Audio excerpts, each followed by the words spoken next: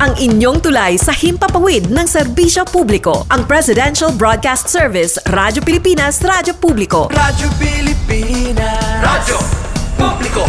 Kinilala ng pang-international at prestigyosong Asia Pacific Broadcasting Plus Awards 2025 para sa kategorya ng Government Streaming. Ito ay dahil sa epektibo nitong pagsasanib ng mga tradisyonal na media tulad ng telebisyon, radyo at print para masabayan ang mabilis na pag-inog ng mundo ng digital at social media tungo sa mas epektibong paghahatid ng mahahalaga at napapanahong mga impormasyon sa mamamayang Pilipino. Kinilala rin ang Radyo Pilipinas dahil sa patuloy na pag-akyat ng rating. Ngayon ay matatag sa pang-4 na pwesto sa Mega Manila ayon sa pinakahuling Nielsen Radio Audience Measurement Survey. At sa social media, nakamit ang mahigit 2,000% pagtaas ng bilang ng mga sumusubaybay sa Radyo Pilipinas page sa unang bahagi ng 2025. Patunay ito na ang inyong Radyo Pilipinas, Radyo Publiko ay tunay na kaagapay ng inyong pamahalaan sa paghahatid ng serbisyo sa mga mamamayang Pilipino. Mula sa aming lahat, sa ngalan ng inyong pamunuan at mga kawani ng Presidential Broadcast Service, kasama ang inyong mga himpilan ng Radyo Pilipinas sa buong kapuluan.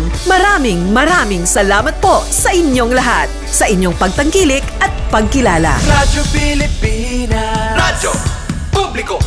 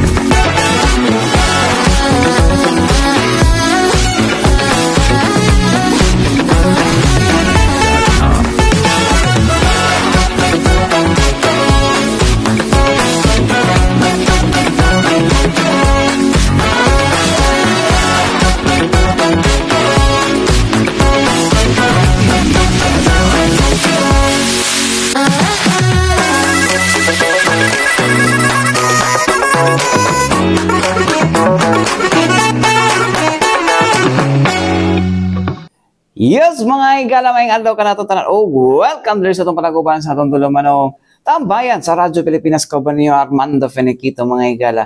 Yes, mga higala, no? Kamusta mong tanan diha, mga katambayan, no? I hope na mo sa maayong kahimtang, no? Anyways, mga katambayan, karong taknaan, no? Maghisugot ta about sports program, no? Sports program, no, dire sa itong tambayan ni unsa man yung mga sports program no, ilalom sa kining kuano Philippine Sports Commission, no, under na karon sa kuano liderato ni Chairman Patrick Gregorio, mga higala, no. So actually, mga higala, no, importante nga naabot ay sports, no, kay sometimes, mga higala, ang sports ang isa sa mga unifying factor, mga higala, no, nato mga Pilipino, bisag unsa pa man nato ang kuan, although at the end of the day, mga higala, maglalis-lalis sila, ilahalay kuan, no, pero pag abot sa laban sa usa ka Pinoy, mga higala, no, sa usa ka international or sa world sporting event, mga higala, no, magkaiusa gid ang mga Pinoy gid, mga higala, no. Pero ang mga Pinoy pod mayra pod mo kuan, mo yehe daog ta, pero wala na to ginasuportahan kaayo, no, pag abot silang na during the time, no, kanang di pa sila kay ilado, no, kundi lang maning kamot mga ginikanan para mo kuan, dili sila mailhan, di ba? So karon, mga higala, no, under the leadership of kuan, mga higala, no, Chairman Patrick Gregorio, nasi mga programa, no, for the Philippine Sports Commission, no, nga kuan, no, nga makahatag og kaning kuan ba, no, kabaguhan, no, sa itong mga atleta, no, hindi lang pareha sa una nga kung kinsa lang tunay kuan, kinsa tunay kwarta, kinsa toy kuan, moray maka-compete, no. Sama lang sa itong gibalita kagahapon, mga higala, no, nga dako ato ipadala nga delegado sa Southeast Asian Games karon sa Thailand, no, para dako ni siya, no, di lang dako ni siya nga delegado, no, kay dili naman kay katong kwan daw, dili naman kay katong naipotential ang ipadala, kundi tanan, no, hatagan yun exposure. So, muna isa sa mga nindot good, no. So anyways, mga higala, na maglangan, no, ato na paminahon, mga higala, no, ang nahimong pahayag ni Quad Philippine Sports Commission Chairman Patrick Gregorio mga higala, no? Kung asan itambong kini sa DSA Forum diha sa SMCT Davao mga higala. Minaw na to. Hindi pwedeng wala yung sports development program sa under my leadership as chairman. Because as I've said, for me, Davao is my second home.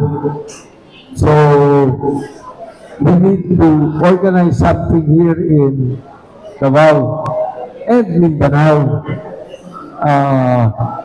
Having said that, tatlo lang naman ho yung talagang programs namin sa PSC under my chairmanship para hindi malimutan ng tao. Number one, athletes welfare. Kapakanan ng mga atleta na lumalaban sa SEA Games, kung saan sila, anong allowance sila, hindi nabibili, yung allowance sila for food, accommodations, prize money, incentives, training, logistics. In other words, hindi pwedeng distracted yung atleta with so many problems and issues of life in the country in general. We have to protect them. We have to isolate them. We have to insulate them. And before naman ako naging chairman ng PSA, I was for so long executive director of basketball, SBP. I was executive director of ABAP, boxing. I was Secretary General of Philippine Olympic Committee, President of rowing, and now Chairman of PSA. I understand the plight, the issues, the concerns of the athletes. It is easy for me to adjust and adapt because of that. So, balikan po, athletes welfare. Number two, facilities management, including the introduction and the build-up for regional training centers all over the country. Because PSC has been there since the 1990s. It is a 35-year-old commission. But why is it that PSC is only in Rizal, in field sports, and in Baguio? So what we are doing now is we are traveling to all the provinces, identifying regional training centers, provided the province or the city adopts a particular medal-rich individual Olympic sport. We are not here to build mega structures. We are not here to build 15,000 seat stadium, football field, basketball field, swimming, and then after that, wala na. Last weekend, I was in Tandon, Ilocos Sur. We inaugurated, believe it or not, in Tandon, Ilocos Sur, a 1-hectare facility as the National Training Center in Ilocos Sur. So it is a regional training center for archery. Would you believe? Archery, 400 kids aged 8 to 17. Archery in Ilocos. You go to Zamboanga now, there are 200 weightlifters. Ian De Los Santos, the world champion, is from Zamboanga, 17 years old. The other day, I received a text from the mayor of Bacolod, Greg Gasataya, they just opened the biggest skateboard park in Bacolod. A few weeks ago, I was in Quezon. They will open their baseball and softball fields. Before I went here, I was with the Davao Association of Catholic Schools, DACS, Executive Director Jamie De La Vega. And what did we discuss? There are 72 Catholic schools in Davao, and we agreed in principle that they will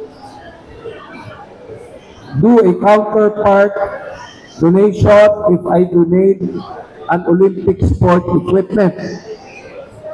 So I said, I will give you in your 72 schools, 72 table tennis court tables, as long as DACS donates 72 as well. So in the next few months, there will be 144 table tennis courts in all the 72 Catholic schools in Davao. And then moving forward, there are pala 1,500 Catholic schools in the Philippines. Can you imagine if I donate 1,500 table tennis in the 1,500 schools and they donate 500? All of a sudden, you have a grassroots program for table tennis. My personal belief is it took us 96 years to win our first gold in the Olympics. It took us another 3 years to win 2 more golds in the Olympics. That is 3 golds in 100 years. If we can develop a grassroots program as simple as this, as doable as this, as swift as this, as fast as this, no fanfare, give them the equipment, give them time to play, give them the time to practice, we will develop more Olympians. Skateboard is in the Olympics. You know that. So, that is why I'm here. After our discussion, I go straight to UP Mindanao because the facilities there, they built, they did not finish. And I have told UP, I will help you finish the facilities in UP Mindanao, provided you open it up to the youngsters and the athletes of the entire Davao region. It is not just for UP. So we will try to put together our resources to finish what I was told as a beautiful site, but incomplete facilities. After Mintal, I drive to Jensan tonight because we will do the final inspection for the Batang Pinoy happening in Jensan on October 25 to 30. Believe it or not, 21,000 athletes, twice bigger than the Olympics. But why? Because it is so difficult to say no to the boys and girls na compete. 21,000 athletes happening in Jensan on October 25. So that is grassroots at its best. So, yun po yung programa ko, hopefully in the next 3 years until 2028, until we end our term. And I've assured Mikey Aportadera, I'm assuring you, I'm assuring the the athletes of Davao through you that we will work very hard and very fast to develop Davao and the Mindanao Sports Program, because I believe that we can get more Olympians, target more Olympians if we develop them. Last but not least, during the SEA Games in Thailand, we will send the biggest delegation, Philippine delegation, in the history of SEA Games. Average, when we compete abroad, we send 300, 500, 600 maximum. Why? Because ever since we considered, ito pwede mag-medalya padala. O ito pwede mag-medalya padala. No? Said 1,600 athletes. Why? SEA Games na nga yung pinaka-start ng international. Ipagkait mo pa. Ba't ko ipagkait? Let them play, let them compete. Winning the medal is very good, but giving them the exposure, giving them the confidence is better. Mas malalim yun eh. Diba? That is why you call it grassroots. Because if you just identify the potential winners, the grass will not grow. That is my slogan. That is my promise to everyone as chairman of PSA. We say from grassroots to gold, from gold to greatness. That is the program of Chairman Pato. From grassroots to gold, from gold to greatness. So mga ito mga higala, no? Ang pahayag ni Sir Patrick Gregorio mga higala, no? Ang chairman sa Philippine Sports Commission mga higala, no? So, isa na sa mga nindot yun na konkaro, no? Una to itong allowance, welfare, mga nga kinaingon mga higala, no? Naiubandara mga higala, no? Dili na kayo magsalig sa kuan, dili na kayo magsalig sa unsa ni sa PSC kay mag-alanganin sila. Pero karon mga higala, mga itong kuan ni Sir Patrick Gregorio ni Chairman Patrick Gregorio mga higala, no, nga matagan dapat og alawan sa mga atletang Pilipino, no, nga di na wala lang daghang naon, no? Mo dapat tulugin na nga issue eh. Way back kan mga higala, no, di ba to na kuan na to si EG Obiena, no? Pero ang kuan na mga higala sa PSC igo lang mo kuan mga higala mo igo lang siya mo intervene, no? Pero sa kuan kay murag sa NSA mangguna nila no? NSA, National Sports Associations mga higala. Sa NSA na nila, dili sila sa kuan, dili sa unsa ni, dili sila sa kanang ginatawag na sa PSC yun mismo kay ang PSC moatag lag support, no? So dapat mo na ang kuan, pero ilang kuan is welfare gyud sa mga atleta pud yun, no? Mo na isa sa mga priority sa to ang Philippine Sports Commission mga higala, no? So unta gyud sila maglisod jud. No, di na gyud maglisod to mga atleta karong panahon na under sa kuno leadership ni Chairman Patrick Gregorio. Anyways mga higala, balik kita man lang sa mga importante painomdom niya to si Bianan. Balik kita mga higala din sa ito panagupan sa tuntuluman ng tambayan sa Radyo Pilipinas Kabay niya Armando Feniquito mga higala, no? So anyways mga higala, no, Burmans na mga katambayan and hopefully mga katambayan, no, medyo natin mga good news madawat, no, as we go, no, as we go along sa final quarter ngayon tuiga mga higala. Kay maragdagan na lagi namin na ayun na, wag ka na mag-resign next year na, pabutin mo na lang yung 13th month mo. Buta mga higala. Pero una mag 13th month mga higala, no, doon ay good news, no, si SMCT Davao mga higala, no, alang sa ilahang mga kuan, no, sila mga patrons, sure patrons, no, la mga patrons mga higala no nga kanang kuan gid mga higala no, kanang mga loyal shoppers nila dira no nga nagatambay sa mga tambay pud sa SM mga higala no. Kaya tungod balik na ang ilahang SM 3-day sale sunod semana. Bitaw mga higala sunod semana na ilahang SM 3-day sale mga higala no. October 17, 18 ug 19 no.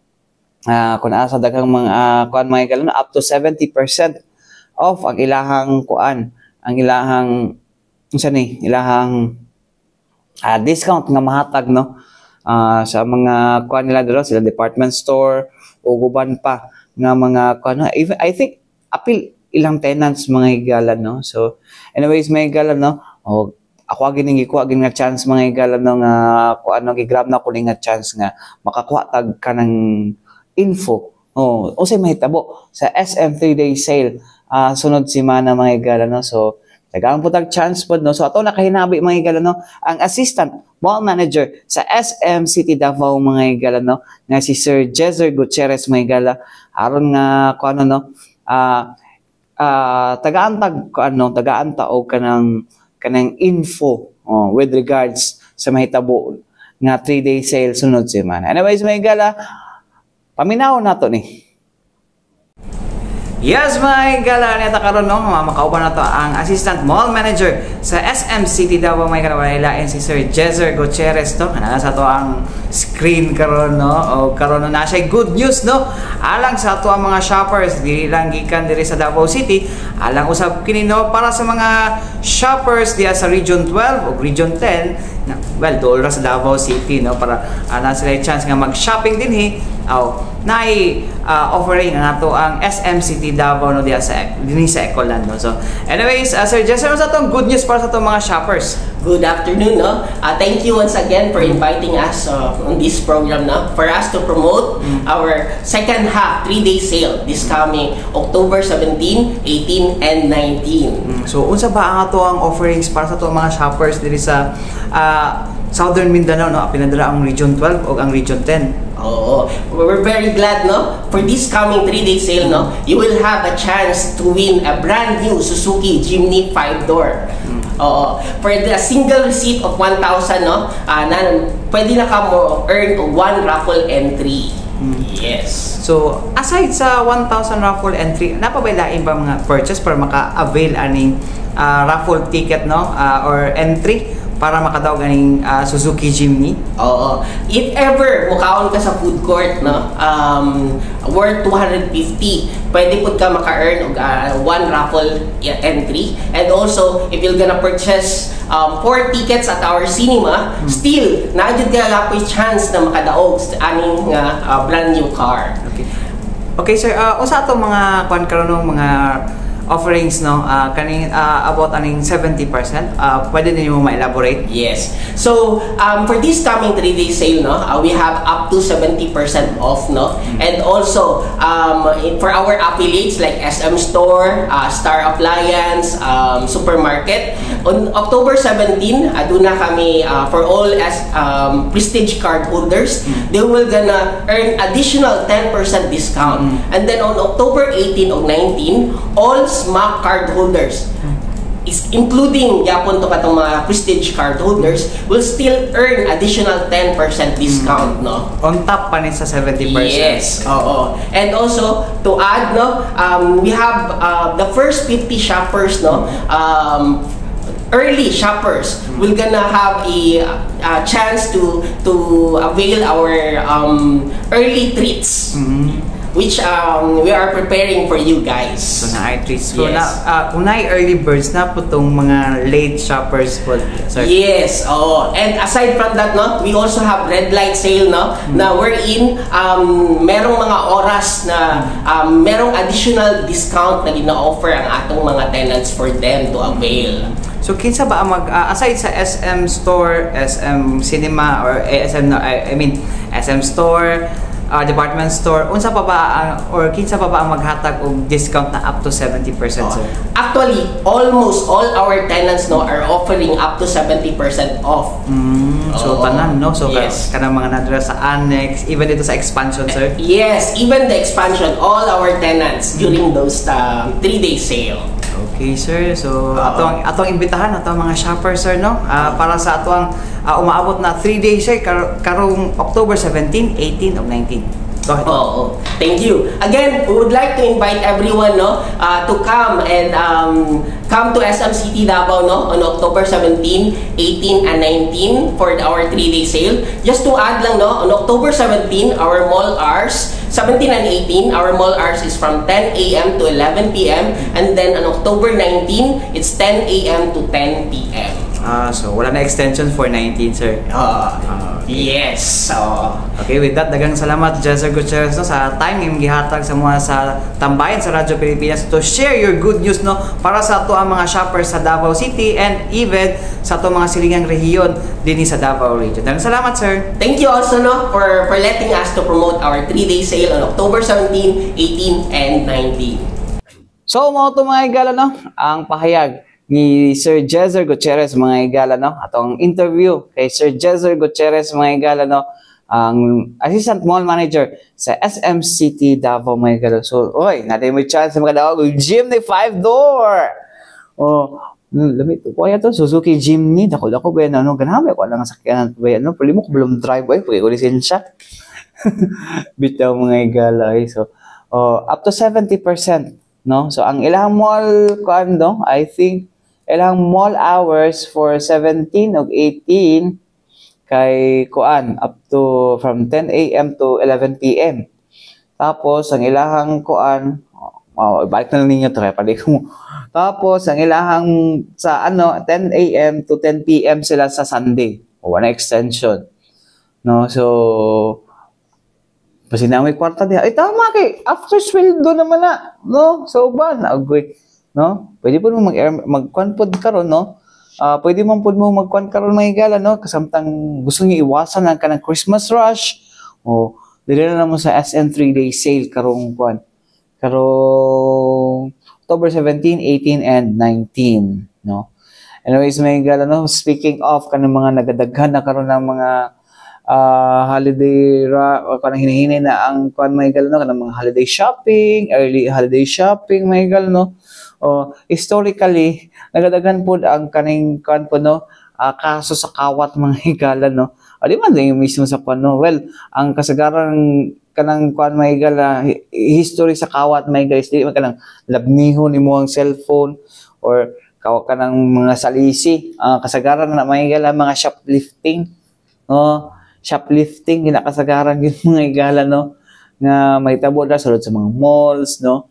Dumatala manggod siya, mga higala, pero nagabalik-balik na siya, mga higala, no. Nagabalik-balik na siya kay tungod mo tang giingon nila sa ato ang kapulisan nga dili manggod daw makasuhan gud, pabayaran lang. Well, siguro on the part of the mall management, the security kanila, mga higala,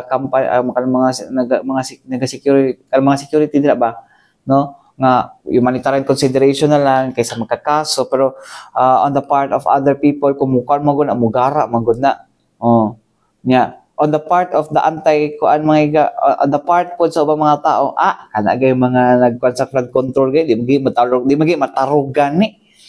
Tapos ila pa nang unahon ang mga kuan, unahon pa na nila ng mga unsa ni kaning mga ginagmay. Perminti, mga higala. Maabot gid perminti ang argumento, mga higala, pagkawat ang istoryahan, mga higala, no. So karon, mga higala, na ipanawagan karon ng ato ang Police Regional Office 11, mga higala, no, with regards ani, no, tapos unsa ba mga measures pod sa ato ang mga sa ato kapulisan pod, no, para kay padayon man ang nagakunhod, no, from January to September, no, compared to last year, mga 29% ang gibaba sa theft incident there is Davao region, mga higala, kung para, no, same period na January to September 2024, January to September 2025. So they are hoping, no, nga mas mukunhod pag ina siya nga kuan, no, mas mukunhod pa na siya nga unsa ni na na mga theft incident kanang mga ihap sa kawat may gala. So di na ta maglangan may gala. Ato nang paminaw no ang tigpamaba sa Police Regional Office 11 Mahigala nga si Major Catherine De La Rey. Paminaw na to. Musaka ang ato ang theft incidents din sa tuwa sa Davao Region. Sa mga measures nga ato ang ginakuan karon no, gina-implement no para kung di man mo mapatgang makunuran ang ato ang theft incidents diri sa tuwa.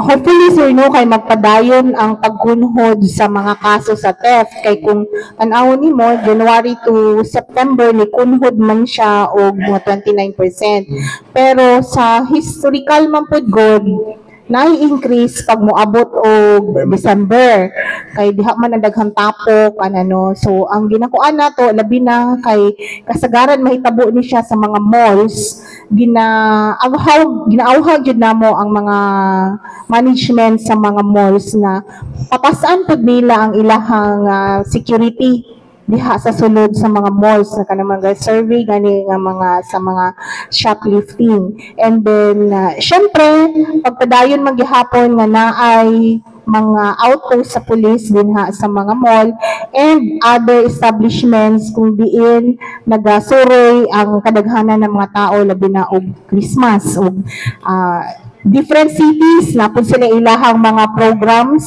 nga para pahalipay sa mga katawhan. So pag naghihapon may deployment for security and then nag-recorrida mi sir for reminders na pud may gina-post sa mga FB na unsay inyuhang dapat buhaton to avoid or prevent any na ma-victim ka sa robbery or theft. So tan-awan ninyo amo ang mga post sa media o sa social media kung saan siya pag-prevent. And then of course sa ato ang pagsuri-suri din make sure na inyong mga valuable items naka-secure nga dili siya magpasaya-saya.